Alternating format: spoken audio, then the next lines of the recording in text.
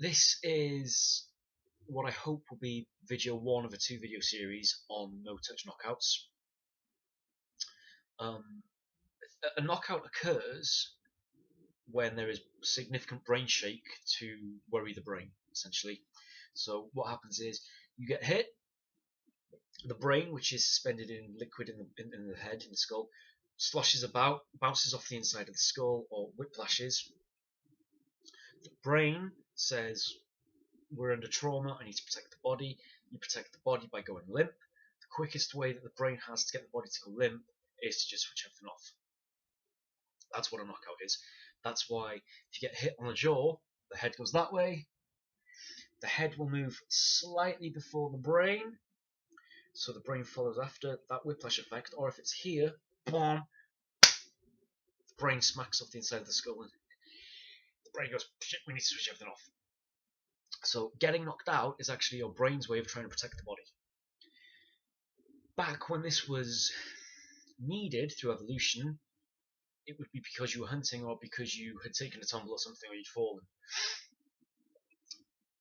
In this day and age, obviously, if you get knocked out, there's a good chance that the people who did it are then going to do a river dance on your face. So don't think getting knocked out is like, oh, it's okay, I'll be fine. Also, we know now from a lot of testing in medical science that if you do get knocked out, that's permanent brain damage. Might not be significant, although every damage to the brain is significant in some way, but there is damage done to the brain that will last. You can't undo that. That's why you end up with boxers who, if they get knocked out several fights in a row, they get the license taken off them for their own good. That's why you get boxers who, if they were knocked out several times throughout their career, you can tell that they're not quite with it. And I'm not trying to make fun of anybody, but you can see sometimes when, especially heavyweight boxers, who've taken lots of heavy hard shots to the head, and indeed mixed martial artists and kickboxers and Thai boxers, it's almost like it's like they're talking to you with something in their mouth. It's not quite coming through properly. This is because of accumulation of brain damage. So although a knockout is your brain's way of trying to protect you, it's not a good thing to happen. Now, we know that that's a knockout. The knockout is you get clumped, brain shake, you go to sleep. If you are choked out, it is the blood being stopped to your brain. It takes about 6 seconds, lights out. Those are the two ways you go to sleep. Obviously, there's a choke is actually wind, strangle is the neck. A rear naked choke should technically be called a strangle, but it's too late to do anything about it now. When you see footage on video sharing websites of people going hey! from across the room, and then you get someone going whoa! And hitting the deck like they've just been knocked out, you're seeing one of several things there. You're seeing either a cult leader who has brainwashed morons into believing this horseshit. You're seeing somebody who likes the idea of being a black belt, so they're going to go along with whatever the crazy thing it is that the master says because, hey, I'm really high up in this martial arts system, check me out. You're seeing possibly a deluded psychotic person who needs help. What you're not seeing is legitimate martial arts. You're not seeing legitimate self-defense techniques. You're not seeing a legitimate fighting technique that will work ever against anyone who won't let it. You may have seen where they do these knockouts in these seminars and exhibitions, and one thing they do is everyone rushes over to the guy who's been sparked, and the first thing they do is they cross his legs. Find me any professional boxing match, MMA match, kickboxing match, where as soon as someone gets sparked, the first thing the referee does is cross the guy's legs. The reason we don't cross the legs is because it has no bearing whatsoever on the person's safety. Crossing someone's legs will not keep them safe, it will not stop them swallowing their tongue, it will not revive them quicker. What you will see often is the referee will go over, take the guy's gum shield out, and then try and support the neck and the head. You'll see them talking to the person. Can you hear me? Do you know who you are? Do you know where you are? What you often see as well is, with these no-touch knockouts, not strangle or chokeouts, but a knockout. Remember, this guy is supposed to have used his chi energy, and the guy's gone, and this is supposed to have knocked the guy out. There has been a blow, there has been impact, which has shaken the brain, and the guy's now asleep. So they cross his legs, then they sit him up, Someone will go behind and start rubbing his shoulders. Oh my god, oh my god, oh my god, oh my god. There's no point in doing that because you haven't stopped the flow of blood.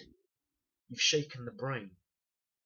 If you've been put out with a strangle, then yes, there's, and then in the old style of judo, I'm sure some clubs must still do it, and some Brazilian jiu-jitsu clubs, there was, to get certain grading, once you learned how to put strangles and chokes on, you then also had to learn the massage to get the blood back to the brain as quickly as possible. I don't know if a lot of places do that anymore, unfortunately, but they should. It's a nice thing to know. But if you've been knocked out, then the blood has never stopped flowing. So there's no need to do the massage. If you've been choked out or strangled out, then yeah. If it's a choke on the windpipe, then get the guy a drink, make sure that the throat's open up so he can breathe again. If it's been a strangle, then you need to get the flow of blood going back in. So if someone's been knocked out, there's no need to be doing the massage. The crossing the legs has absolutely no bearing. There was one bizarre thing from some country that I can't remember now where someone got knocked out, and I think it was like a backyard boxing match type of thing. And one of the cornermen immediately put his hands down the front of the other guy's shorts and started giving him a rub, which I've been involved in combat sports for a long time. No one's ever done that. That's the type of thing you'd remember. But the no touch knockout doesn't exist. It's a marketing ploy for people who know that the majority of people getting into martial arts want to learn how to fight. Not everybody. There's a lot of people who do martial arts for the fitness, just for the sake of learning the art. There are a lot of people I know who they're quite upfront going, I'll never use it in a real fight, I'll run away rather than anything. But I like the challenge of I've got to learn to do this physical thing to get my next grading. All of these things are perfectly fine because they're being honest with why they're doing it.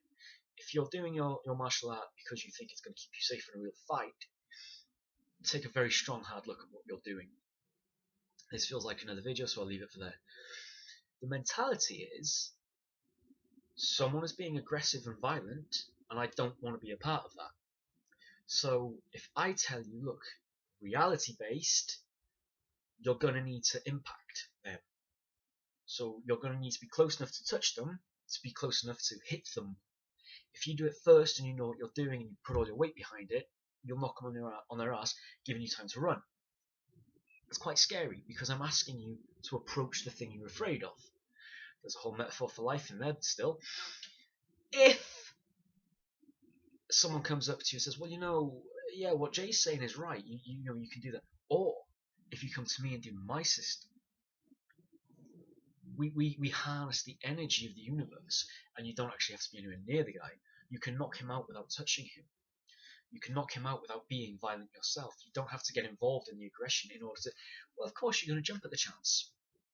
Now, I truly believe that the majority of people who take these classes know on some level that it's nonsense.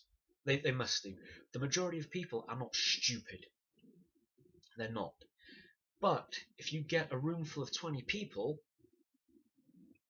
they will all start to comply with this. Because now I'm part of a group, I feel like I have my own society. That's why you get these demonstrations and exhibitions where you've got some little old master going, and people throwing themselves around on the deck. It doesn't work, they know it doesn't work. But if they can tell their friends, oh yeah, I'm a third level black belt in such and such. Most people don't know what such and such is, they just go, it's impressive, it boosts the ego. Again, as I've mentioned in pretty much all my other videos, ego gets you killed. If you're part of this little group where you're all saying, yeah, it works, it boosts your confidence, so you go out and maybe you take that confidence and put it in other areas. You go for the promotion, you ask the boss for a raise, you go for this, or whatever, you try something new. Brilliant. But again, if it comes back to you thinking that shit's going to work in a real fight, you're going to get injured. There's a good possibility you're going to get killed. People get killed in street fights every day. This is the truth. When you do the no-touch knockout stuff, and it doesn't work, it's kind of hilarious on one hand to watch the footage of it, but on another hand it's really depressing because you know this person's going to be in the next video they do again. Even though it's been proven to them that it doesn't work, they're going to go, oh well, it must have been me. I just didn't harness the energy properly. It's when you get people who, these faith healers who say, well, if you pray to God and you believe in God, this will happen, and it doesn't happen. And I go, well, you just didn't believe in Him enough, right? It's the same thing with these no touch knockout charlatans, and the problem is this area isn't regulated by anybody. So if you hire me to install all the cabling and wiring in your house, and I do it, and then the first time you switch on the light, the wall blows up and your house burns down, you can sue me. If you go to someone and say, okay, teach me how to defend myself, and they go, yeah, it goes blah, blah, blah, blah, blah, you do that in a real fight, you get your head kicked in, you cannot sue that person who taught you. There's no regulating body that we can go to these charlatans and say, you need to knock this shit off now. This is why, open challenge, if you do have a school or a martial arts style or system where you do the no touch knockout, where there's no physical contact between us, you don't have a weapon that you hit me with, it's just you and me, and you go, oh! If you can do that, let me know. I will travel to you and we will film you doing it. I do not expect any takers of this, because the people who run the schools doing this shit know that it's shit, and they know that they will be exposed. So it's there. There's a reason why I don't do this type of challenge with judo clubs or Brazilian jiu-jitsu clubs or Thai clubs or boxing clubs, because those arts work. Those styles do work. That's why I incorporate them. I don't incorporate the harnessing of chi, again, because it's horse shit. It looks really good in video games. The manga film from 1994 of Street Fighter 2 was amazing. None of that works. It's not real. If I don't make physical contact with you, I'm not putting you to sleep. I'm not going to knock you out. I'm not going to choke you out. I'll save for part 2 of this video the actual people that I'm going after, but it needs to be said, it needs to be learned. Do yourself a favour, get onto any video sharing website that you use, and just look for street fights. It'll either be CCTV footage or it'll be footage people have taken on their mobile phones. And just look at that and ask yourself honestly, does that look anything like what you train? Is there any crossover there? Does anything that you see happening in a burger place at 3 o'clock in the morning, does any of that resemble what you do in the dojo? If not, you really need to start taking a good hard look at what you're training and what you're training it for. It's a nice idea that we could all just use the Force to protect ourselves, but the Force doesn't exist, right? If the Force was real, then George Lucas wouldn't have been able to sue people who used a variation of it in their own projects. It doesn't exist. There's no such thing as chi or ki, depending if Chinese or Japanese. That type of energy thing, we can't find it. Science can't find it. It doesn't work. I know if you stand in front of me and I hit you with a right cross, I know 10 times out of 10, 100 times out of 100, we're going to get the exact same result. You have a hypothesis, you then back it up with a theory where you look at different things, you then test it, you test it over and over and over and over and over. If you get the same result every single time it's tested, that's a fact. That's what works. When you do something and then you have to start making excuses for it, for why it didn't work this time, then that's not how it works. It's not real. You're being lied to. I make this video, part 2, where I'll mention names, purely because I don't want to see people getting ripped off for their money, and I don't want people going up with a false sense of security trying something that will eventually get them killed. So if you have any questions, suggestions or comments, leave them below. Please like and subscribe and share this video. Always be vigilant.